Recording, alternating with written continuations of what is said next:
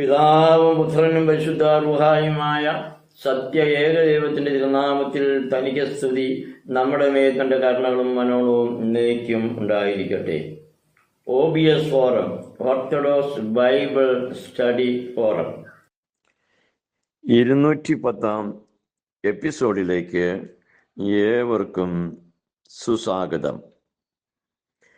ഈ എപ്പിസോഡിൽ നാം ചിന്തിക്കുവാൻ പോകുന്നതായ വിഷയം, വേദപുസ്തകത്തിൽ തിരുവെഴുത്തുകൾ എന്ന് രേഖപ്പെടുത്തിയിരിക്കുന്നത് നമ്മുടെ കർത്താവ് പലവട്ടം ആവർത്തിച്ച് പറഞ്ഞിട്ടുള്ളതുമായ തിരുവെഴുത്തുകൾ എന്ന് പറയുന്നത് ഏതാകുന്നു എന്നതിനെക്കുറിച്ച് 2 തീമോഥെയോസ് 3-ാം അധ്യായം 14 മുതൽ 16 വരെയുള്ള തിരുവചന ഭാഗങ്ങളെ അടിസ്ഥാനമാക്കി ഒരു പഠനം നടത്തുകയാകുന്നു.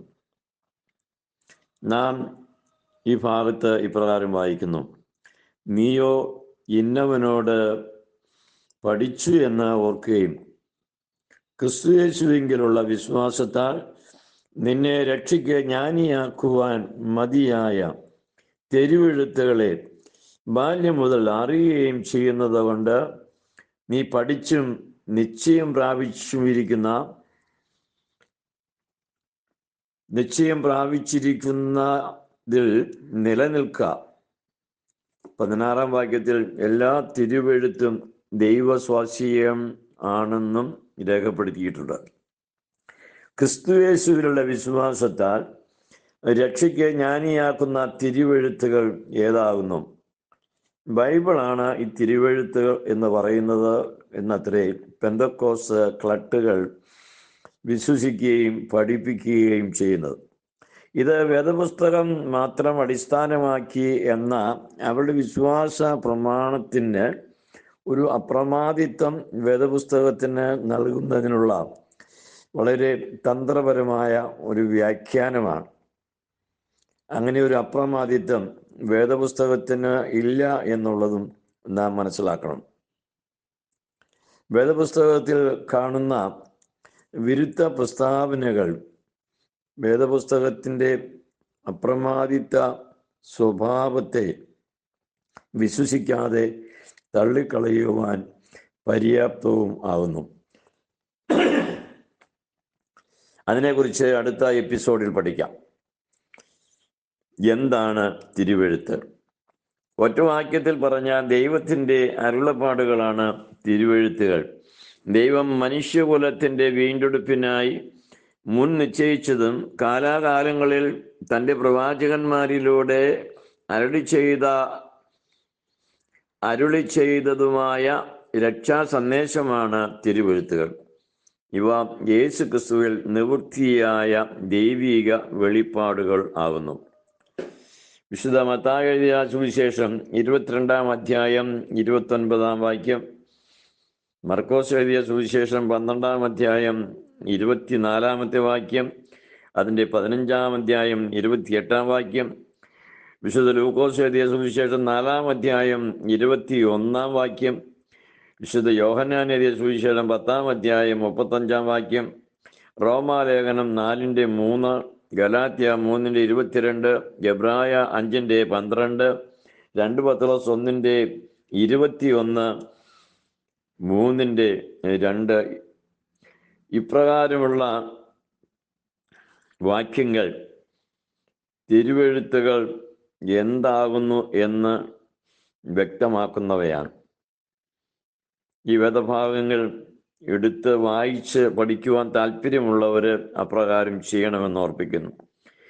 തിരുവെഴുത്ത് എന്താകുന്നു എന്ന ചോദ്യത്തിന് പ്രവചനങ്ങളും അരുളപ്പാടുകളും ദൈവകൽപ്പനകളും ക്രിസ്തുവിങ്കിലേക്കുള്ള ചൂണ്ട പലകകൾ ആകയാൽ അതിനെ തിരുവെഴുത്ത് എന്നത്രേ വിളിച്ചിരിക്കുന്നത്.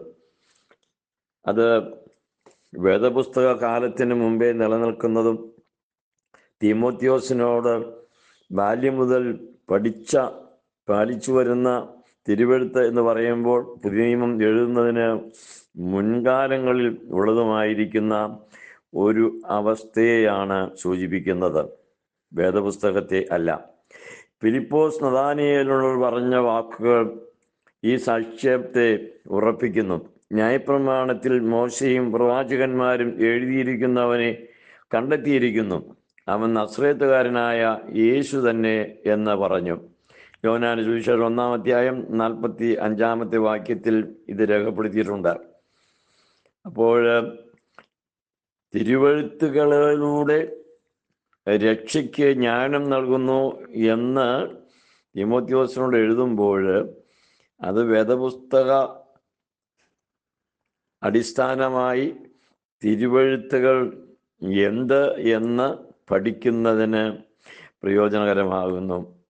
അപ്പോൾ യേശുക്രിസ്തുവിലേക്ക്, ആ ക്രിസ്തുവിനെ രക്ഷകനായി സ്വീകരിക്കുവാൻ പര്യാപ്തമാകുന്ന ദൈവീകമായ വെളിപ്പെടുത്തലുകളാണ്, രേഖപ്പെടുത്തിയിരിക്കുന്ന കാര്യങ്ങളാണ് തിരുവെഴുത്തുകൾ എന്നതുകൊണ്ട് ഉദ്ദേശിക്കുന്നത്. അല്ലാതെ ഇത് വേദപുസ്തകത്തെ അല്ല സൂചിപ്പിക്കുന്നത്.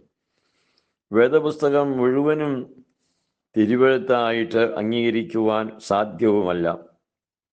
എന്നാൽ ദൈവിക തിരുവെഴുത്തുകൾ എന്ന് വിളിക്കപ്പെടുന്ന പ്രമാണങ്ങൾ, കൽപ്പനകൾ, വെളിപ്പാടുകൾ, പ്രവചനങ്ങൾ വേദപുസ്തകത്തിൽ ഉൾപ്പെട്ടിരിക്കുന്നു.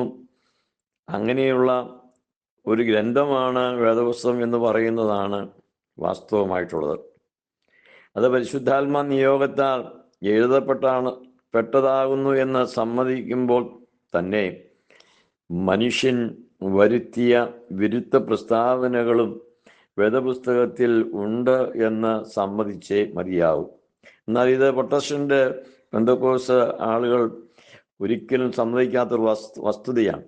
സത്യമായി തിരുവചനം സൂക്ഷിച്ച് നോക്കുമ്പോൾ നമുക്ക് ഗ്രഹിക്കുവാൻ സാധിക്കുന്ന അനവധിയായ വിരുദ്ധ പ്രസ്താവനകൾ വേദപുസ്തകത്തിൽ തന്നെ ഉണ്ട് എന്നുള്ളതും അടുത്ത ലക്കത്തിലൂടെ നമുക്ക് പഠിക്കുവാനായിട്ട് സാധിക്കും.